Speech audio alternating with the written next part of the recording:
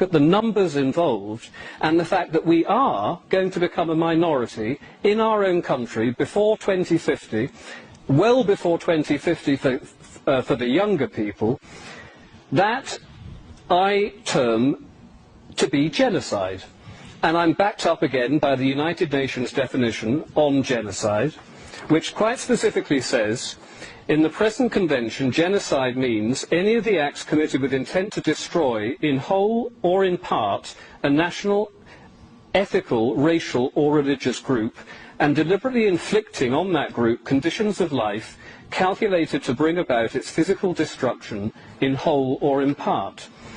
Now, go to any city centre, which is inundated with the third world. You will not see any white people in Tower Hamlets. You won't see white people in all parts of Luton, parts of Leicester, all across the country, because they have been driven out. They have lost their right to exist as a culture and a race in their own country.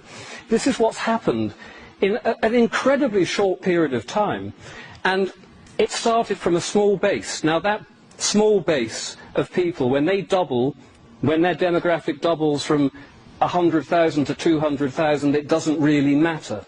But when you get to the point now where we've got 4 million Muslims in this country, they are going to become 8 million within the next decade, and then 16 million, and then 32 million.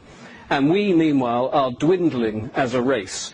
Our government is against us, our media is against us, we are losing a racial war, we are losing a cultural war, and we've lost, essentially, today, because we're standing up now trying to do something about it, but we are not helped by our own people who are running our government and running our country and running our education and running our media and running our councils. They are intent on seeing us reduced to a small, servile race of people. Why they want to do this, I simply don't know. Some of them are evil, some of them are naive and stupid and don't understand, but combined with the evil and with the naivety, we are in serious, serious trouble, and our children and our grandchildren are going to be utterly confused by how did you allow this to happen, and what sort of people were you to sit back and allow this to happen under your noses? Because you were frightened of being called a racist? Really? One word has made you sit back and do nothing while your country was ripped from underneath your feet? You have got to be joking. But we're not joking. We are trying to do something about it, but our government, the European Union, the United Nations, they are intent on ripping our country and our culture out from under our feet, and it is so important that we are not allowing ourselves to be called a racist if we stand up and say, I want to protect my country, I want to protect my culture, I want to protect my race.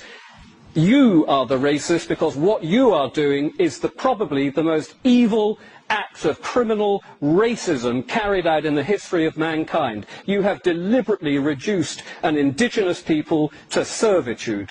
They are the racists. The left liberals are the racists. We are decent, proud patriots, and we should be very proud of ourselves, and we've got to keep fighting this until we win. Thank you very much.